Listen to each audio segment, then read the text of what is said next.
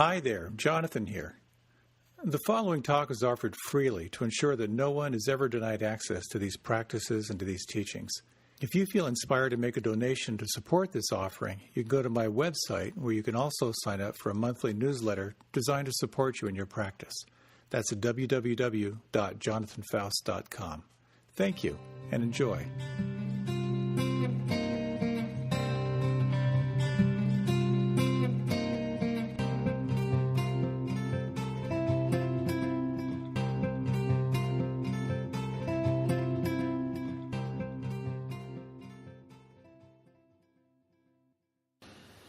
I'd like to start off tonight by sharing 3 short stories that demonstrate how horrible life can be.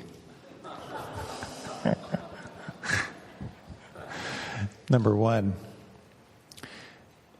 today I was the only one in an elevator when an attractive girl came in talking on her phone. She told her friend, "I have to go. There's a cute guy on this elevator." Before I could even react, she turned to me and said, "Sorry for lying. I just wanted to get off the phone."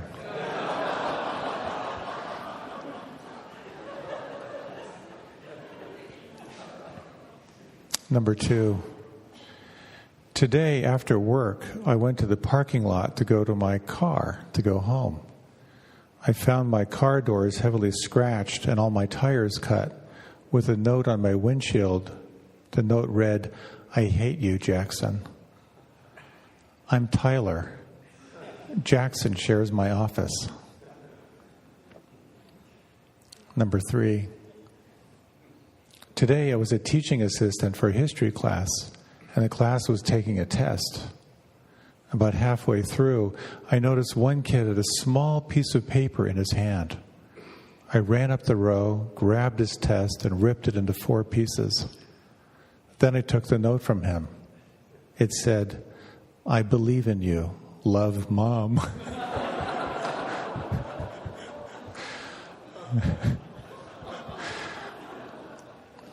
Those are all horrible moments, but they're nothing when you consider the topic of this talk, which could be entitled, "You Are Going to Die." And the byline is, "And get sick and get old." So I hope you're up for a cheery romp through sickness, old age, and death. I'd like to talk a little bit about how fundamentally this is a reality-based practice, and how sickness, old age, and death are real. They're facts of this human existence. To explore some suggestions about how do you live in a state of embracing impermanence, if impermanence is a reality. And the 4th of, given the fact of death, how do you choose to live what time you have? So a little bit on the reality-based practice. There was a story I ran across in the New Yorker a long, long time ago. It was a story of one of the, at that time I think he was the highest paid executive coach in the world. And it told the story of how he was having a meeting with the vice president of some corporation, and the board wanted to get some executive coaching for him. And so he called him, he came in his office, and he did a little interview with him. And he said, "Tell me about your relationship with your wife." And he said, "It's great. She's my best friend. She supports me. I support her. It's really good." And he said, "Tell me about your relationship with your kids." He said, "My kids are awesome. They're in college right now. They're doing really well. I'm really proud of them." And then the coach said, "What's your wife's phone number?" So he gave him the phone number, and he called his wife right there and said, "How's your relationship with your husband?" And she said, "I hate him. He's a narcissistic jerk who's always trying to control me." And then he talked to the kids, and the kids had all their complaints. And that was the beginning of his coaching experience with this guy. Pretty dramatic story. But it really does reflect how we tend to tell ourselves stories that aren't necessarily true. They're not necessarily grounded in reality.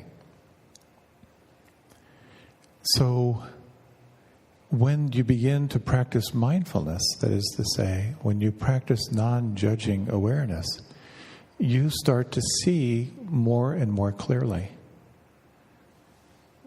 You start to see to the nature of reality. It just happens. You don't have to buy into any belief system. You don't have to have any political affiliation. You just relax and pay close attention to two things: to what arises and to your relationship to what arises. And what gets revealed in your practice is seeing more clearly into the effect of three fundamental elements. Classically, they're referred to as the three poisons. You will see more and more clearly into the nature of greed, the nature of hatred, and the nature of delusion.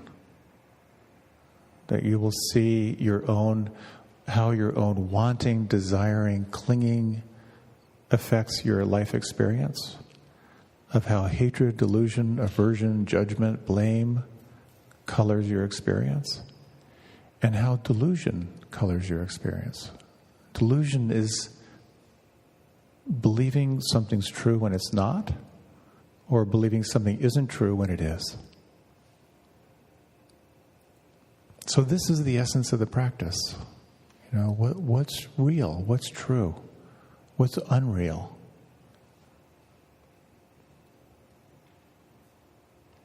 And there's a very interesting distinction. Tsoknyi Rinpoche has this great little teaching about how things can appear real, but they're not true. We can have a very strong emotion that feels real, but it's not necessarily true. It's an impermanent state that's passing through. And so when you're really on for being awake to reality, it requires paying close attention and the willingness to see when you're deluded, to see when you're driven by some unseen energy of greed or some unseen energy of hatred. And that leads to a classic story which kind of informs Buddhism and Buddhist psychology. And I'm sure many of us are familiar with the story, but it goes back to what was the spark for the Buddhist practice. And again, when it comes to looking at the stories in Buddhism, some people can see them as the example of one person living their life. You can see it more metaphorically. You can see them as sort of the archetype of what it means to be in human form. But the story basically goes back to the Buddha's childhood, where he lived a very sheltered life, a very protected life. His father was told by a great astrologer, your son will either be a great spiritual teacher or he'll be a great ruler, a great king. And his father preferred king. So he sheltered his son. And as the story goes, when his son got older and he got curious about the world outside the compound where he lived, that he went out with his sort of escort, his, I don't know what you would call it, his chaperone, if you will. And as they were out in the village, he saw someone who was very, very sick, very, very weak, very feeble. And he was curious about this. And he asked his escort, what is this condition? He said, well, this is sickness. And he said, does this occur to everyone? And his chaperone said, yes, everyone gets sick at some point. So he registered that, and another time when he was out, he saw someone really old, with no teeth and bent over and, barely able to walk. And he said, what is this condition? And his chaperone said, well, this is old age. He said, and does this happen to everyone? He goes, yes, everyone. gets old. Well, he registered that. Another time they were out and they came across a corpse, just a dead body, and the Buddha became very curious about this. What is this? Well, this is death. Well, will this occur to me? Well, does it occur to everyone? Yes, everyone will die. So he contemplated that. This is 3 heavenly messengers. And another time they were out, and he saw a renunciate. He saw a very, very simple person, wearing very simple clothes, who seemed very happy and ecstatic. And the Buddha became very interested by this person who seemed very, very lit up. And he had a conversation with him. It was a very, very stimulating conversation of this man who had decided to forego worldly pleasures, but to practice deeply and contemplate the nature of reality. And that began the Buddha's search. What is it that is beyond sickness, old age, and death? What is the self that can die? Is there a self that doesn't die? That began his search. And so it's a very, very helpful thing to contemplate and turn our attention to these heavenly messengers, because we are kind of programmed to not go there. When we get sick, we want to get through it as quickly as we can. Old age is something we call bad, and death is something we just don't think about. We have a way of compartmentalizing it, pushing it away. When in fact, when you look very, very closely at these factors of sickness, old age, and death, they reveal something very powerful. Not only can they be a doorway to embracing every moment of your life as a miracle, but they can also point to your true nature, to get a glimpse of the unconditioned self. So I wanted to lead a reflection on someone who has passed, and as a way of sort of contemplating this life journey. So if you like, you can close your eyes.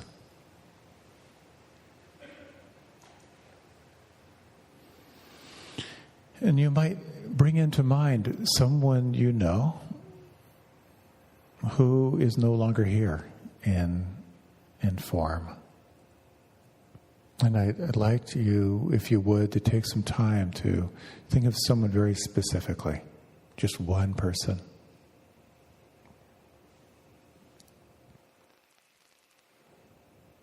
And I'm going to offer just a few pointers and give you some time just to reflect or contemplate. As you reflect on this person,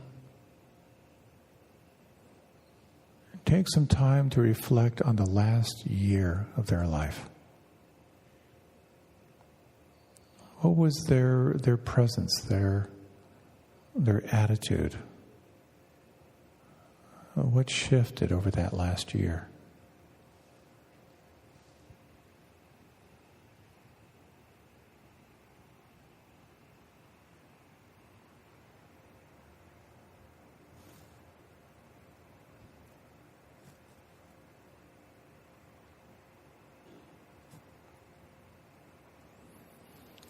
I'm going to call out a few years, and you might, if these years are applicable, you might just to think of them at this particular age. And again, you might be imagining, you might be just sort of freely associating. When you think of this person at the age of 45, what impressions or images arise?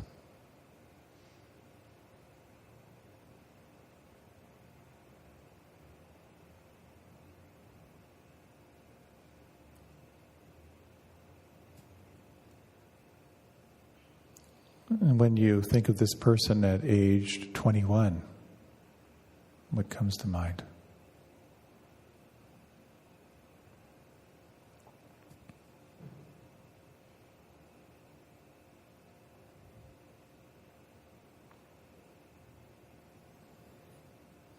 When you think of or imagine this person at age 13, that awkward 13,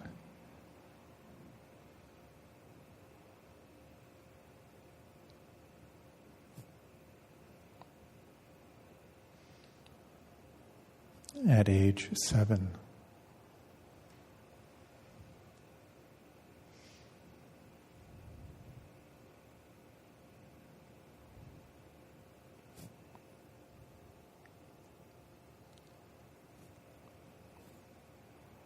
as you reflect on the arc of this person's life, what did they most enjoy in their life?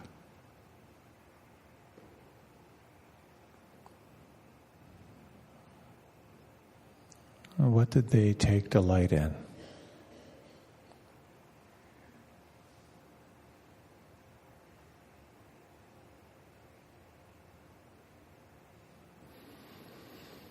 What would you say were their life lessons?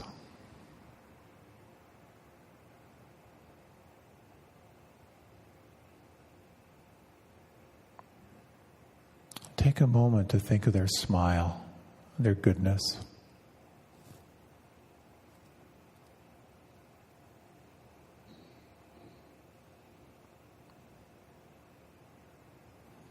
And you might take a moment to think of the arc of your life.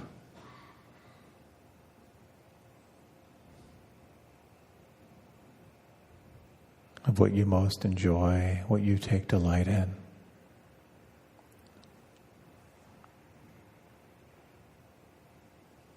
The lessons that you are learning.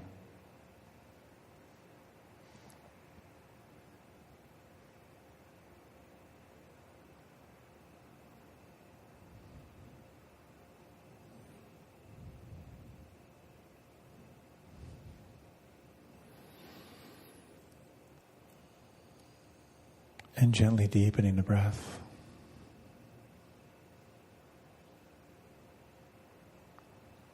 And as you're ready, if you like, you can let your eyes open or remain with them closed.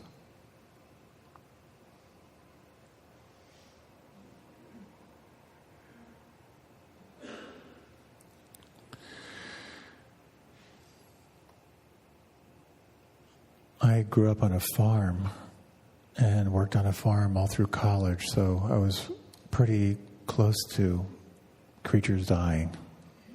Sometimes took active part in that. And one of the most amazing things, if you've had the occasion to be with an animal or a human as they pass, is this moment when they're there and then they're not. It's quite phenomenal. You know, they're there and then they're not.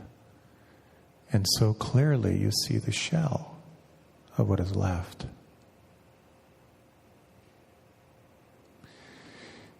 It takes courage to look closely at that. And there are traditions where that is the practice. Lots of different traditions where you would meditate on the charnel grounds, where you contemplate the decomposition of the body. And while it can seem rather macabre, what it really does point to is the reality of impermanence. And so in our culture, we tend to push this aside. In other cultures, they embrace it. I thought I'd share with you a few Japanese death poems. In the Zen tradition, it's kind of a classic. The classic departure is to go out with your killer haiku. So this is the classic. You may have heard this, but it just nails it. Now that my barn has burned down, I can see the moon. For 8 and 50 years, I've had my fun with the moon and the flowers.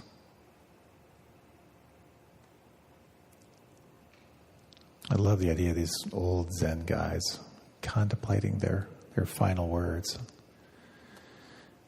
Here's a third. The owner of the cherry blossoms turns the compost for the trees. It's such a great celebration. So I sort of thought, wow, what will my last words be? Probably nothing profound at all, I'm assuming. Like, could you turn the fan off? Something like that. Robert Frost has some great poems, and his shortest poem really nails it. He said, in 3 words, I can sum up everything I've learned about life. It goes on. And so this leads to what it means to live in impermanence. The mistake we make is believing that things won't change. I've mentioned before this great quote from a yogi who says, the greatest wonder in the world is that everyone dies. The second greatest wonder in the world is that no one thinks they will. We fall into a trance of forgetting impermanence. So this morning I went out for my traditional paddle on the river. And right now there are flocks and flocks of seagulls making their way up the river.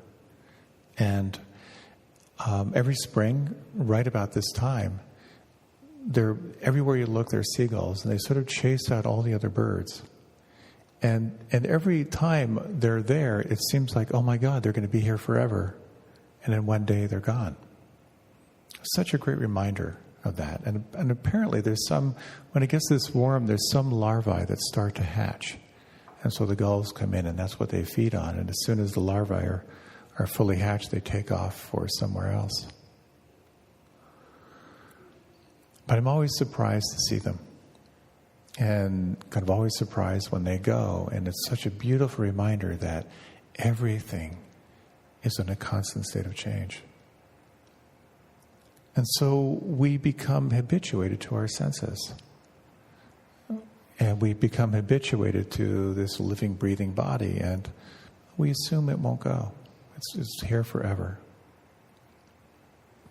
There's a meditation that I have found helpful that kind of points to the sense of true nature, of what it is beyond this changing form. So if you like, you can close your eyes again. A short little meditation.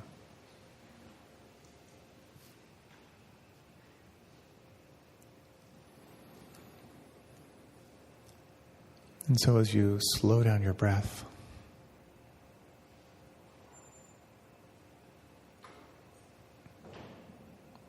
just take a moment to acknowledge these sense doors.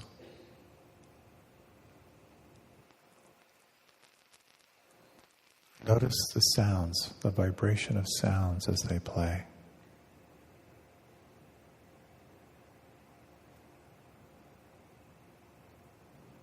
And notice this sense door of touch.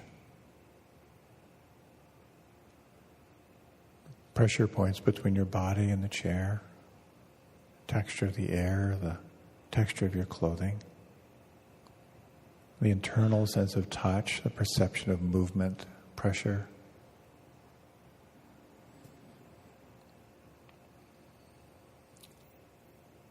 The sense of smell.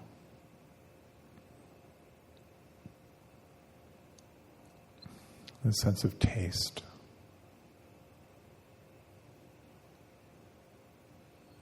And the perception of light beyond your closed eyes.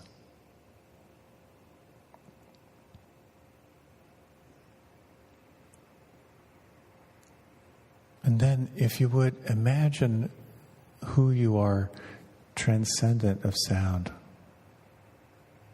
If sound was not available to you.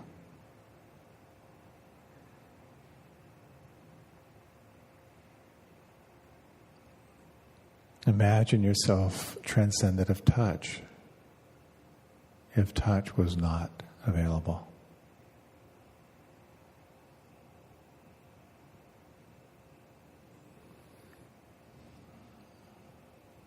transcendent of taste and smell.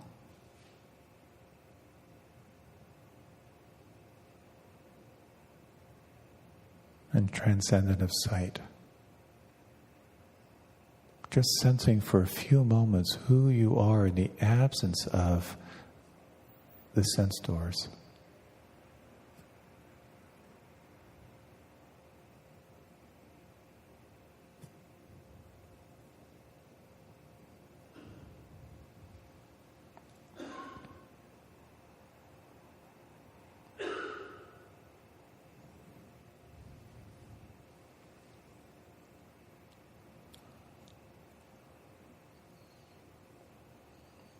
And then again, take a moment to, again, just open all the sense doors. 360 degrees of sound, sensation, taste, smell, perception of light. And this living, vibrating universe.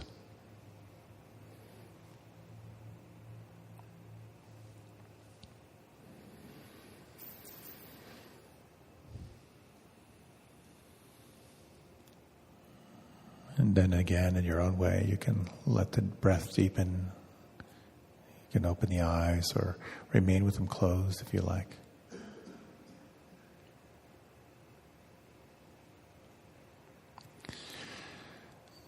And that practice can provide a little glimpse, just for that sense of what is it that's beyond the senses. And in the meantime, we live in this embodied world. And embracing change seems to be the key to happiness, of saying yes to what's changing. I feel so grateful to be healthy at this time in my life. I can swim, I can paddle, I can hike, I can carry a pack.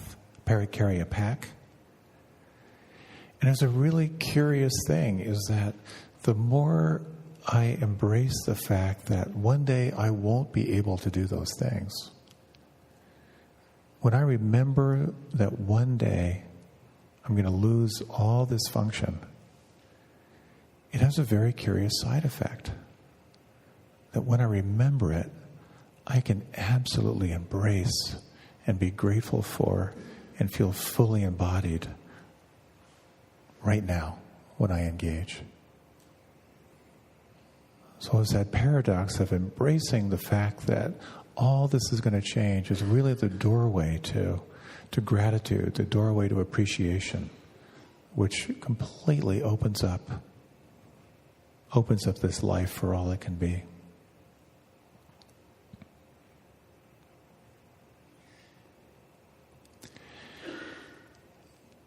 And so then the question becomes, knowing that you're going to die, how do you want to live?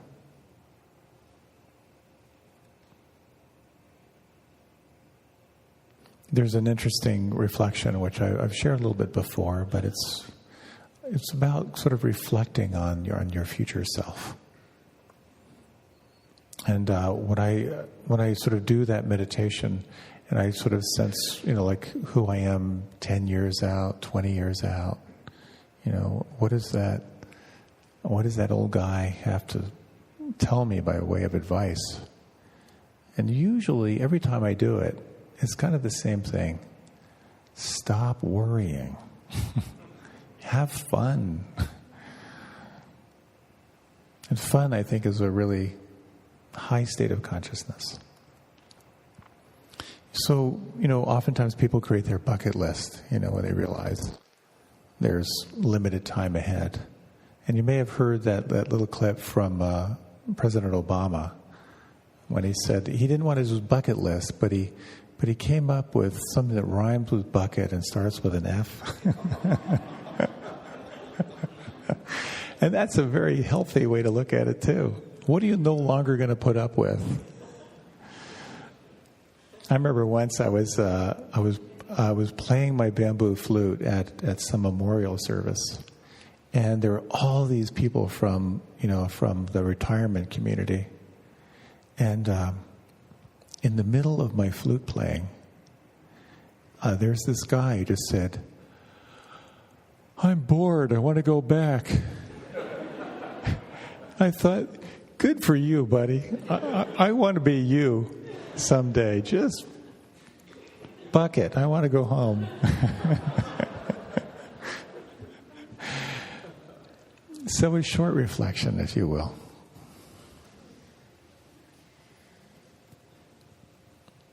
You can like to close your eyes and deepen your breath.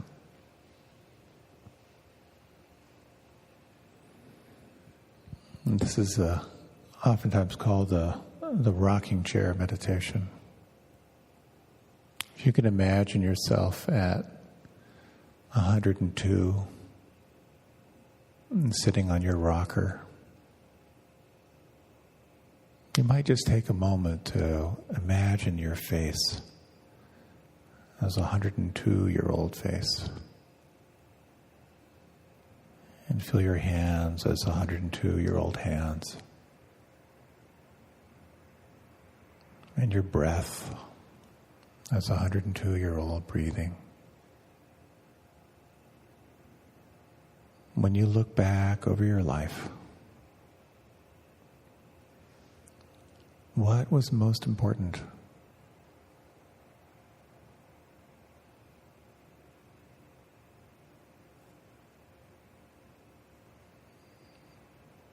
What are you most grateful for?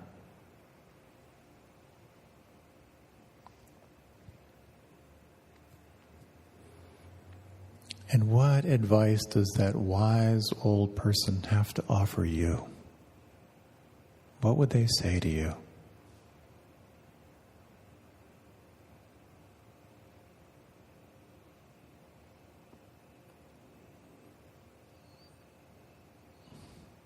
And if you followed that advice, not perfectly, not all the time, but if you engaged into that advice, what would that feel like? What would that be like?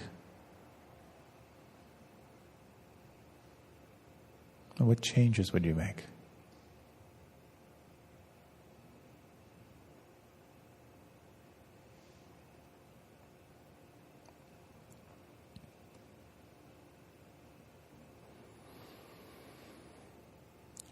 And then again, you can deepen your breath.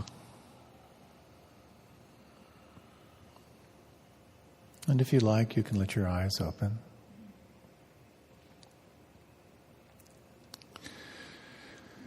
The number one regret of the dying, I was not true to myself. And cultivating non-judging awareness of looking closely at how your life is filtered and shaped by unconscious greed, by unconscious hatred, and by delusion, you'll naturally begin to see more clearly. You'll naturally begin to sense what really enlivens you.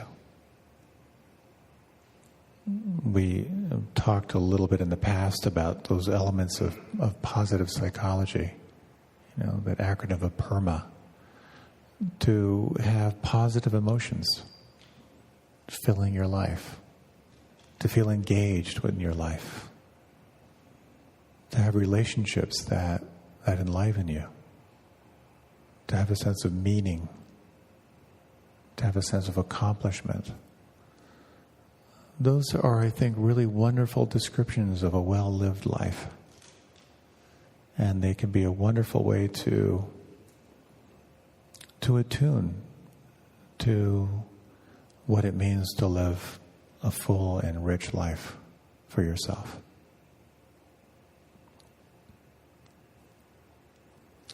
So, how do you live this life knowing that there's no schedule for your departure? There's one final reading that I want to share with you.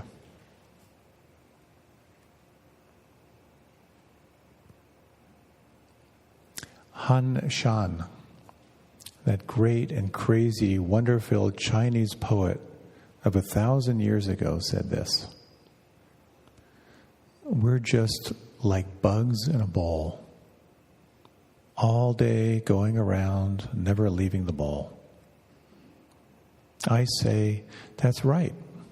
Every day climbing up the steep slides, sliding back, over and over again, around and around, up and back down.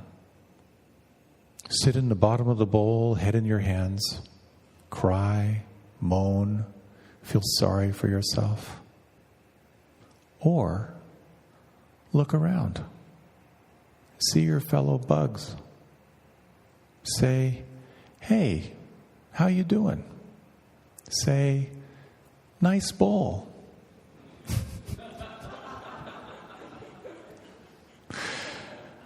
Isn't that great? 1,000 years ago. That's so good.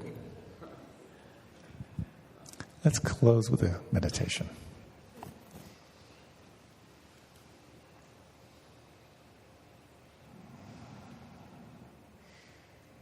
You might just take this time to slow down the breath.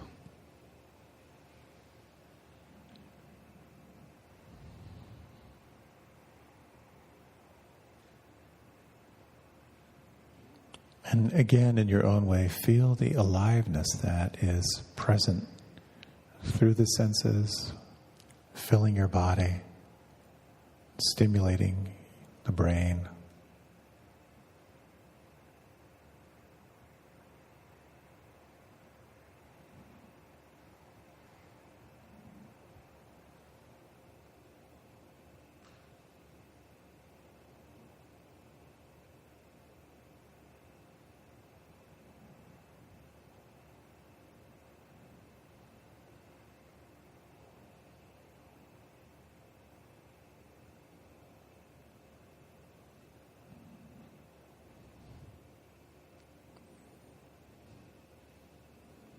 And you might sense in your own way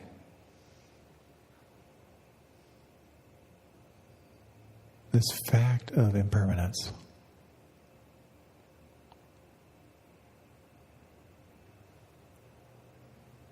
Anything that is born of causes and conditions is subject to change.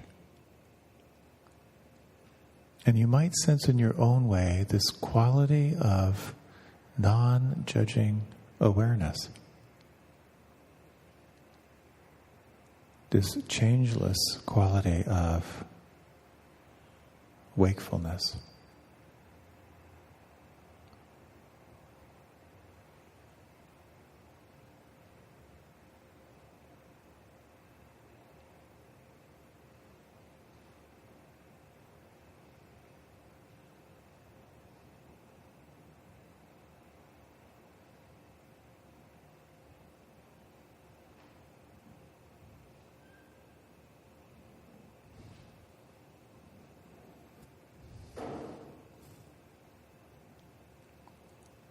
And we'll close with something called the 5 daily reflections.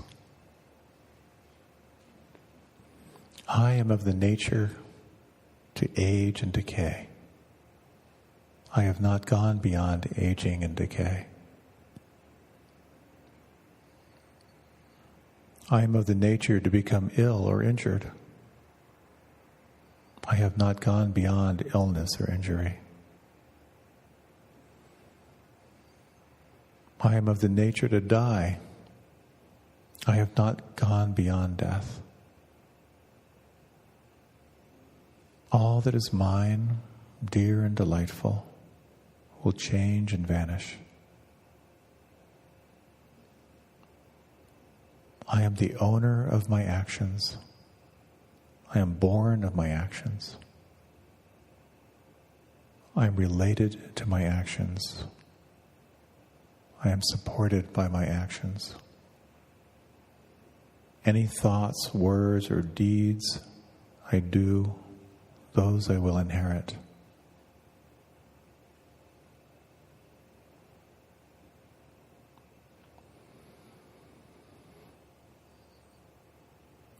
And in these final moments, sensing that in the reality of change, that there is also this infinite capacity for kindness and compassion and joy. And imagine in your own way your life filled and infused with these qualities.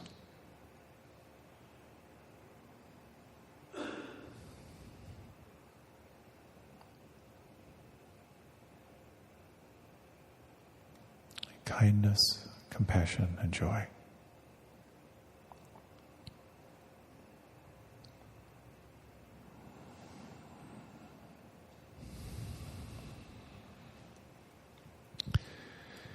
And deepening your breath. When you're ready, you can let your eyes open.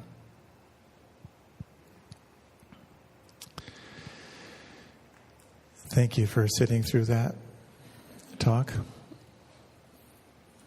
I hope it's helpful on some level. A few quick reminders. There is a book club, a Dharma book club, you may want to check out in the newsletter. It's a very cool gathering. We're coming to the very end of the year of Living Mindfully application, so if you have any questions, feel free to check in with me. March 1st is the deadline. Remember, there's awesome yoga that's happening before the class. You may want to check that out at 6:30. And as always, thanks for your generous support for the church and for myself. You can sign up for newsletter in the back, and if just know that there's anything in this talk that was the slightest bit disturbing, it all gets balanced out by having a cookie. So that's waiting for you too. Thank you so much. Have a wonderful evening.